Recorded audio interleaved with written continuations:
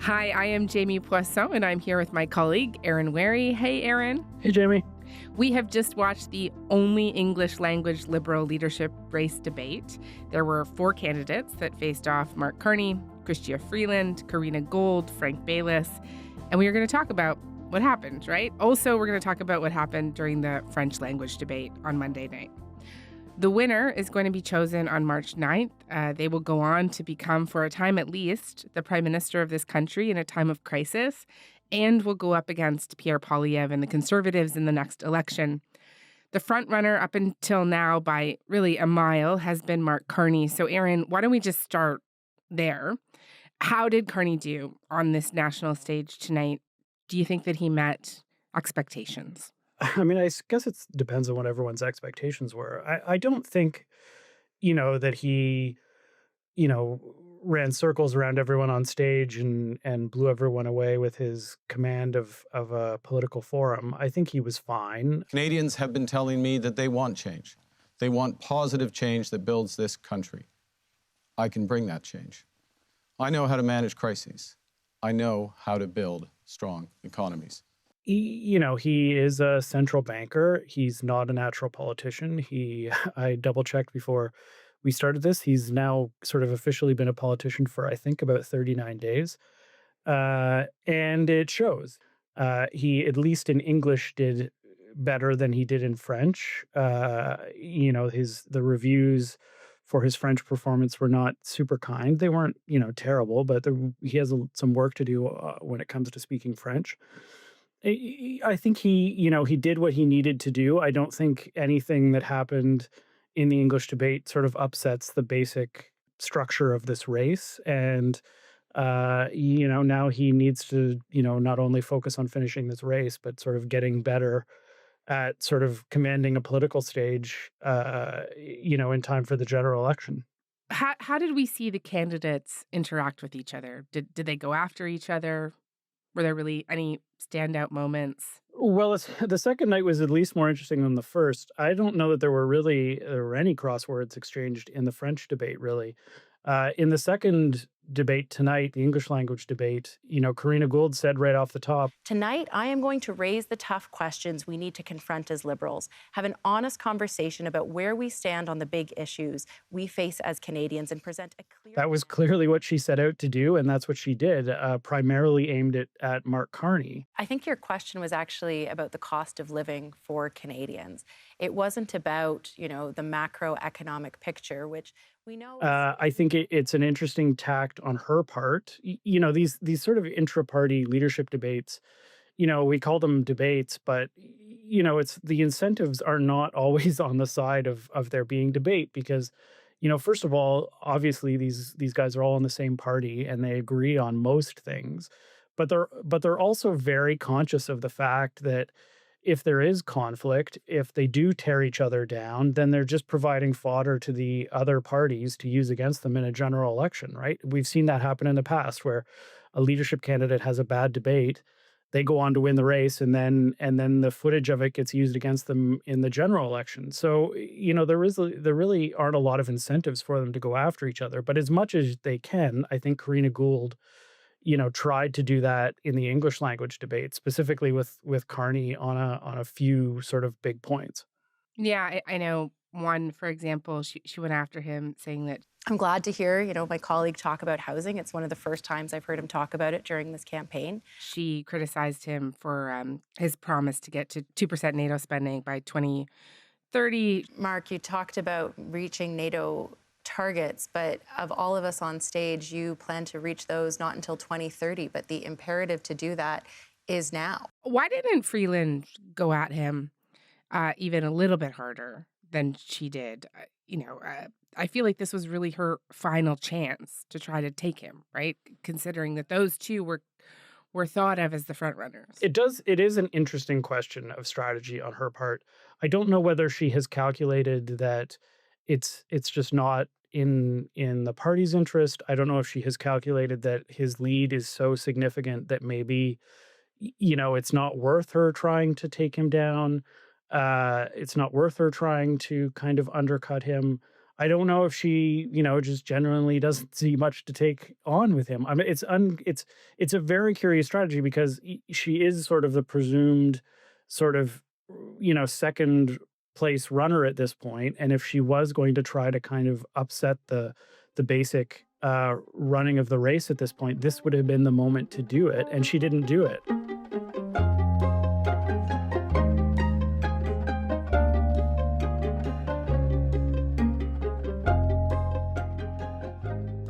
Talking about performances tonight, I know we talked about Carney, but the other three, how do you think they did?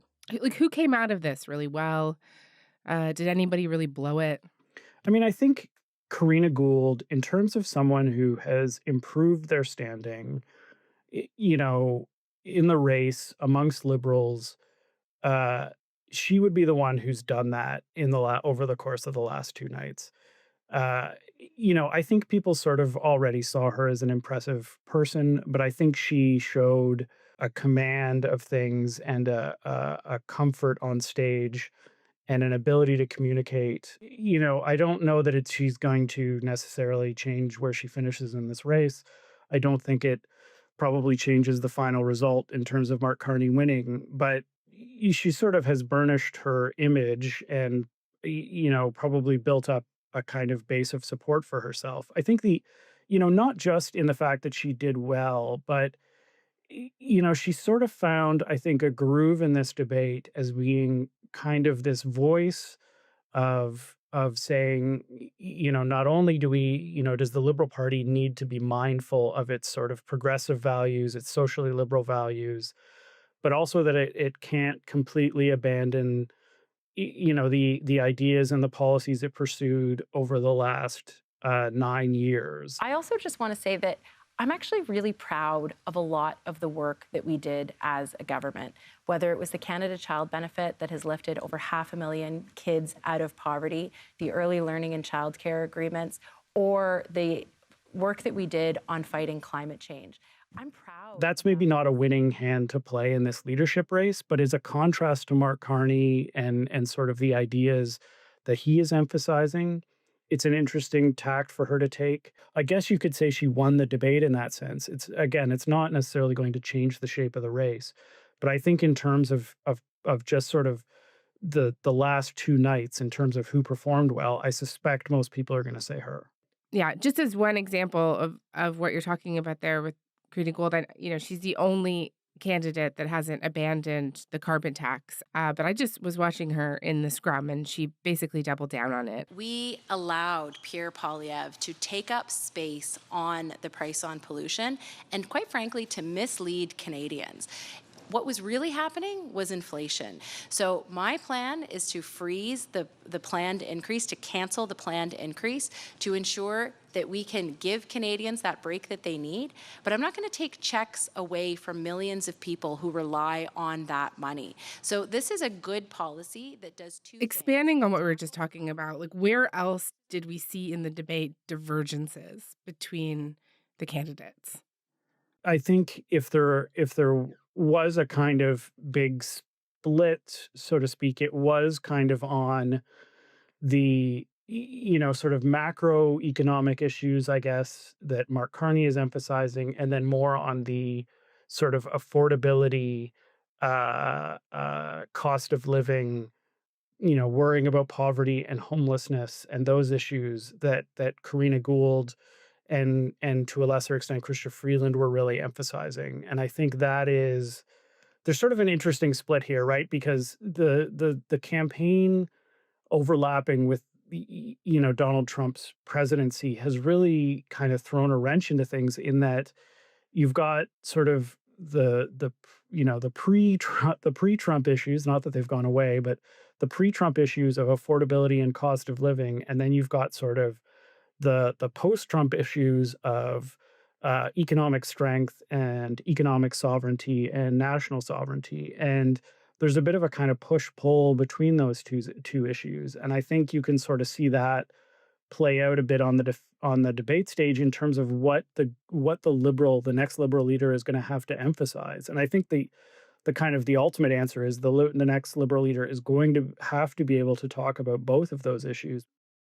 How did Carney, or really anyone else, criticize or try to distance themselves from the Trudeau reign and the Prime Minister specifically during the debate? Yeah, so there was this interesting moment at the end where the moderator asked, quite specifically, how would you differentiate yourself from Justin Trudeau? And Chrystia Freeland quite conspicuously first tried to answer a different question, and then came around to trying to answer it in a way, and saying, for me, this campaign has been a personal liberation, and I am my own person, and it is great. Without exactly quite saying, exactly what she'd do differently. And then you had, again, to go back to this sort of Carney Gould split of Mark Carney saying, I'm going to be laser focused on the economy and I'm going to be, more hands-on. Good jobs, people's wages growing faster than inflation. It means getting prices down. It means building homes. It means building a future for this country. And then you had Karina Gould saying, we shouldn't be running away from what we did for the last 9 years. We need to, remember our values and so on. And if we need to do anything differently, it's staying in touch with the grassroots. It's communicating better. And I think, that's sort of another, interesting divide for the Liberals in that, Karina Gould, it's an interesting argument that if there had been a longer leadership campaign would have been more interesting to see play out. I think the problem that Karina Gould runs into is that the record the Liberals had clearly, at least until Donald Trump became president, wasn't enough for them to get reelected. And so as much as she may have a point about, Mark Carney's sort of focus on the economy and where that may come up short, she's not playing a very strong hand just because it's pretty clear at the end of the Justin Trudeau era that voters were looking for something different. And in that case, for the Liberals, that's Mark Carney. Mm-hmm. I just noted, Carney did at one point say that the economy has been driven by a big increase in the labor force, which was largely because of a surge in immigration that is now trying to be controlled, and by government spending that grew over 9% year after year after year, twice the rate of growth of our economy. Okay, so our economy was weak before we got to the point of these threats from President Trump. That's why we need big changes. That's the reason I'm here. Which really, I thought, was a standout moment. It was a pretty direct criticism of Trudeau, but also, I guess, of Freeland.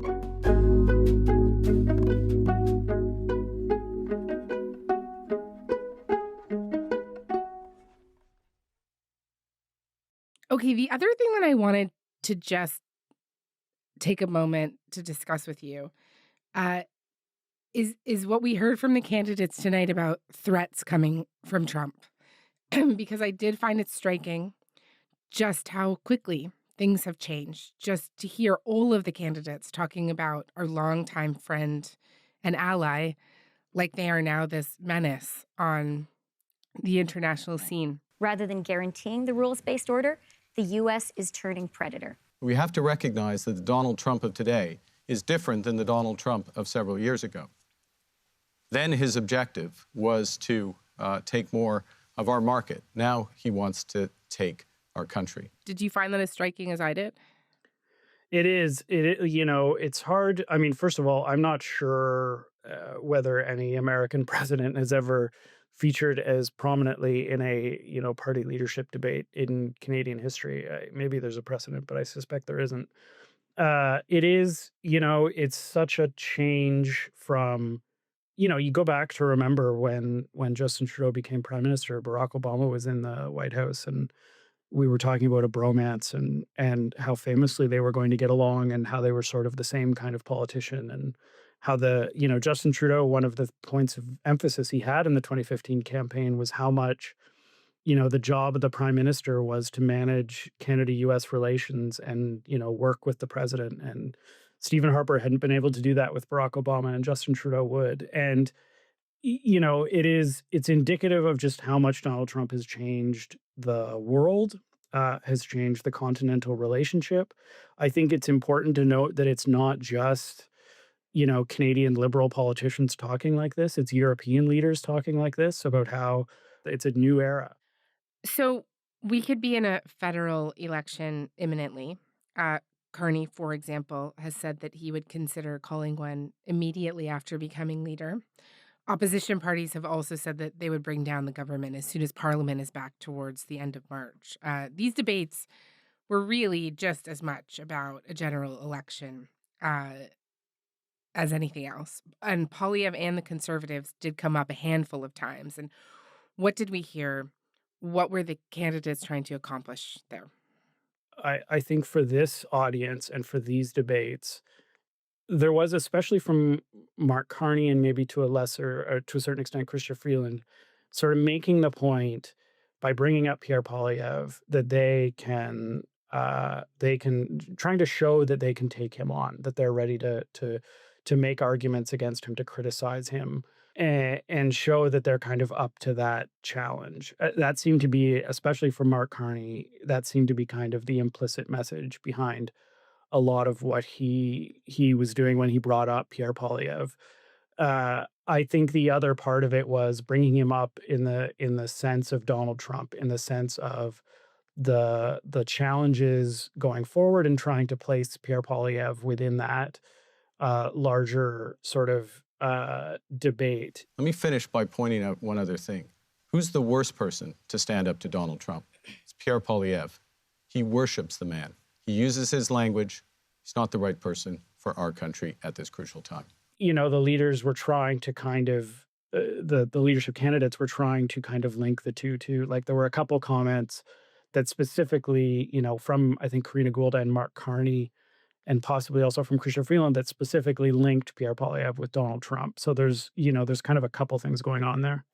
Yeah, Gould, I think, if I remember correctly, she said she's used to dealing with bullies. I know how to stand up to people like Pierre Poilievre, who, when it comes to Donald Trump, would rather imitate him than stand up for Canada. I know also Carney nailed him for not getting security clearance. This is the kind of irresponsibility at a time when our country is under threat that we cannot afford. We cannot afford a leader like Pierre Poilievre.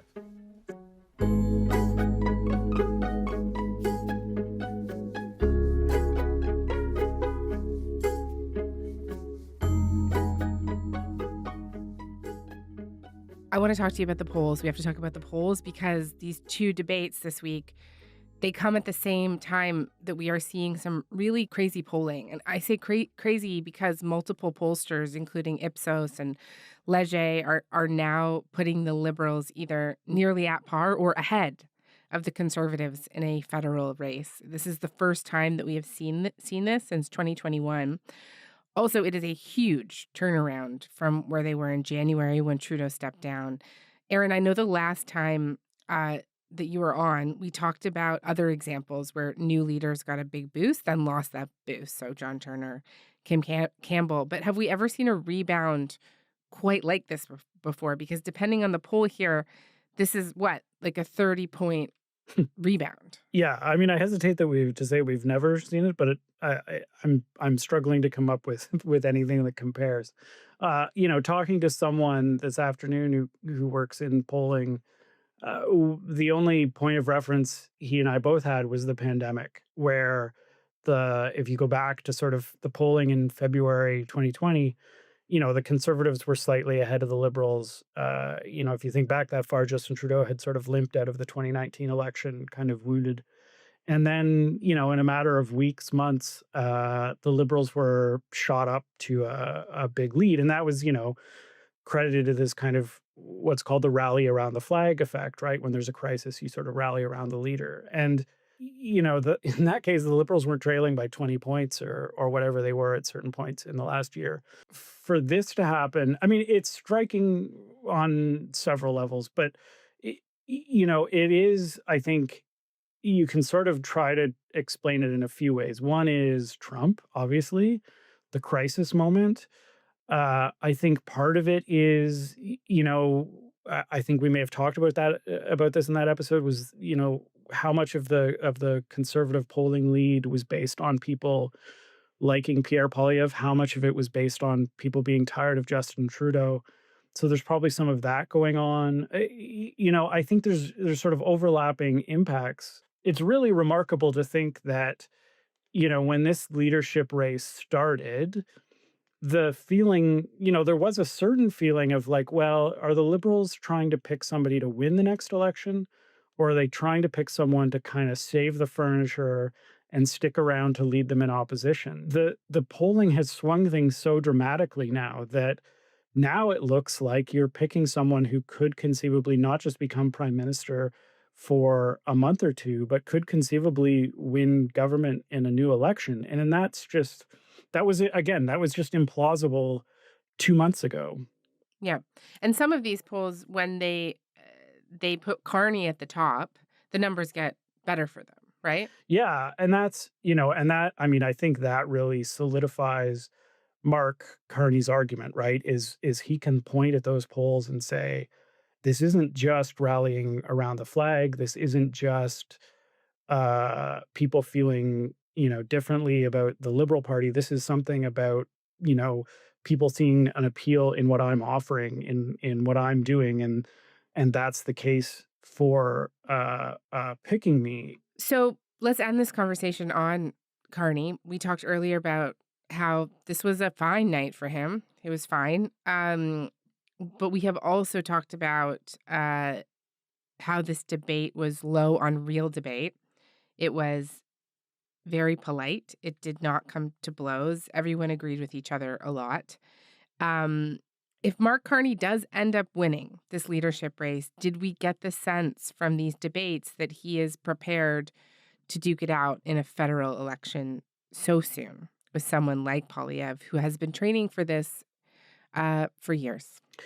Yeah, I don't think we got an answer to that question, really. I mean, in some fairness, we probably weren't ever going to get an answer to that question until the general election. But I don't know that Carney emphatically answered the question of whether he's ready for the cut and thrust of federal politics.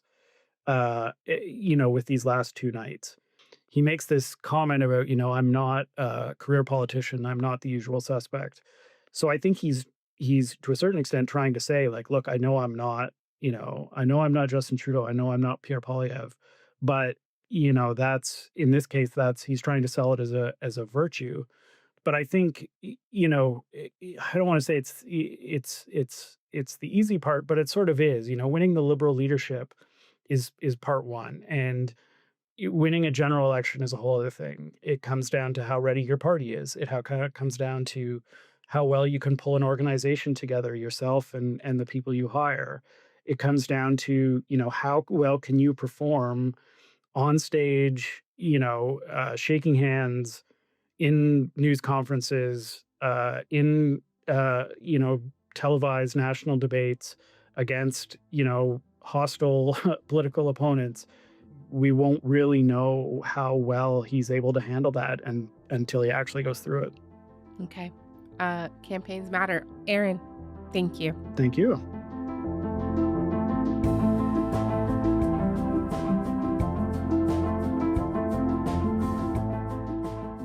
All right. That is all for today. I'm Jamie Poisson. Thanks so much for listening. Talk to you tomorrow.